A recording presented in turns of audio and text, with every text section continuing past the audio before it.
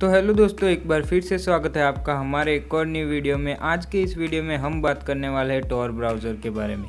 अगर आप dark web के बारे में जानते हो तो आपने ये नाम पहले भी ज़रूर से सुना होगा। टॉर भी क्रोम और बाकी ब्राउज़र की तरह ही एक ब्राउज़र है, लेकिन ये बाकी ब्राउज़र से थोड़ा अलग है। अब अगर आप ये सोच रहे हो कि ऐसा क्या है जो टॉर ब्राउज़र को बाकी ब्राउज़र से अलग बनाता है, तो ये जानने के लिए आपको ये वीडियो शुरू से लेकर एंड तक बिना स्किप किए देखना होगा। तो चलिए विदाउट टाइम वेस्टिंग वीडियो को स्टार्ट करते हैं।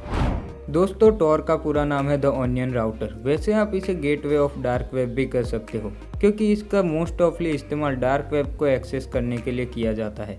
ये आपके इंटरनेट प्रोटोकॉल यानी कि आपके आईपी को पूरी तरह से हाइड कर देता है, यानी कि ये यूज़र की आइडेंटिटी को छुपाने का काम करता है।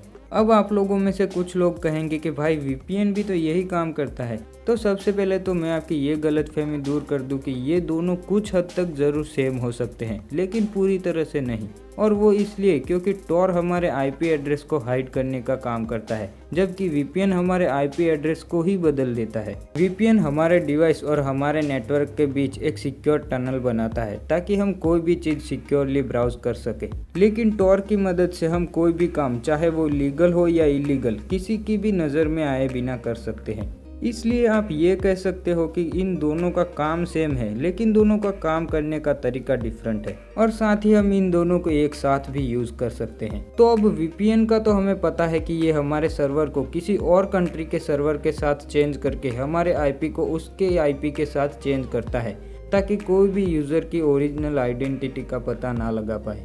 तो अब सवाल ये उठता है कि टॉर ऐसा क्या करता है जिससे कि यूज़र की आइडेंटिटी पूरी तरह से हाइड हो जाती है। तो अगर हम इसके नाम पर ध्यान दें तो इसका नाम है द ऑनियन राउटर।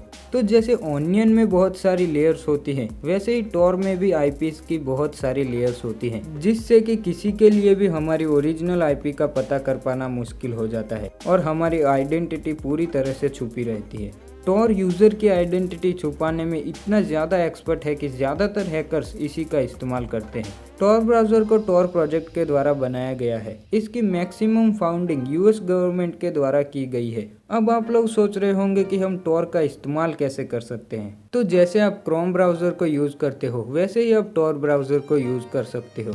बस फ़र्क इतना सा है कि क्रोम में आप सिर्फ लीगल वेबसाइट को ओपन कर सकते हो, जबकि टॉर में आप लीगल और इलीगल दोनों वेबसाइट को यूज़ कर सकते हो, वो भी बिना किसी को पता चले। अब ये जानते हैं कि आप इसे डाउनलोड कैसे कर सकते हो। तो इसे डाउनलोड करना तो इसे यूज़ करने से भी ज़्यादा आसान है। आपको सिंपली गूगल में जाकर टॉर ब्राउज़र डाउनलोड लिखना है और आपको सबसे पहले टॉर प्रोजेक्ट नाम की वेबसाइट मिल जाएगी, जिसमें आपको एंड्रॉयड, आईओएस और विंडो तीनों की डाउनलोड ऑप्शन देखने को मिल जाएंगे, जिससे आप आसानी से अपने डिवाइस के लिए टॉर ब्राउज़र डाउनलोड कर सकते हो।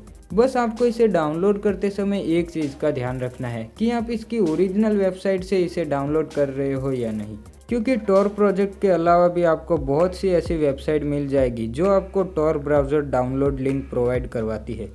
लेकिन इन वेबसाइट में आपको टॉर के नाम से फेक ब्राउज़र भी मिल जाते हैं, इसलिए आपको ये ध्यान रखना है कि आप इसके ओरिजिनल वर्जन को डाउनलोड करें। अब अगर आप ये सोच रहे हो कि इसकी डाउनलोड प्रोसेस और इसके बारे में थोड़ी बहुत जानकारी को जानने के बाद आप टॉर को आसानी से यूज़ कर सकते हो, तो मैं आपको एक चीज़ ज़रूर बताना चाहूँगा कि भले ही ये एक ब्राउज़र है, लेकिन हमें ये नहीं भूलना चाहिए कि बाकी ब्राउज़र में हम सिर्फ उन वेबसाइट को ओपन कर सकते हैं जो लीगल और सेफ है आपके डिवाइस के लिए। लेकिन टॉर में हम लीगल और इलीगल दोनों वेबसाइट को ओपन कर सकते हैं, जो शायद थोड़ा रिस्की हो सकता है।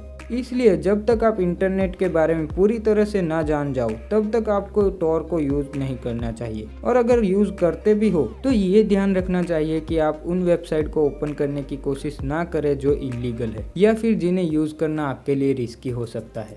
अब सभी के दिमाग में कोई और सवाल आए या ना आए, लेकिन एक सवाल सभी के दिमाग में ज़रूर आता है कि टॉर ब्राउज़र को यूज़ करना लीगल है या इलीगल। तो ये तो आप भी जानते हैं कि टॉर एक ब्राउज़र है और किसी भी ब्राउज़र को यूज़ करना इलीगल नहीं होता है। अब ये तो आप पे डिपेंड करता है कि आप इसे कैसे यूज़ करते हो। कहने का मतलब ये है कि अगर आप टॉर ब्राउज़र को बाकी ब्राउज़र की तरह सेफ ब्राउजिंग के लिए यूज़ करते हो तो कोई प्रॉब्लम नहीं है, लेकिन अगर आप इसका यूज़ किसी गलत काम के लिए करते हो तो वो इलीगल है। तो शायद अब आपको समझ में आ गया होगा कि टॉर ब्राउज़र लीगल है या इलीगल। तो दोस्तों ये थी आज की वीडियो। आज की इस वीडियो को यहीं एंड करते हैं। अगर आपको ये वीडियो पसंद आया है तो इस वीडियो को लाइक कर लीजिएगा और चैनल पे अगर आप न्यू है तो चैनल को भी ज़रूर से सब्सक्राइब कर लीजिएगा। तो अब मैं मिलता हूँ आपको नेक्स्ट वीडियो में किसी और न्यू एंड इंटरेस्टिंग टॉपिक के साथ। तब तक के लिए thanks for watching and bye bye.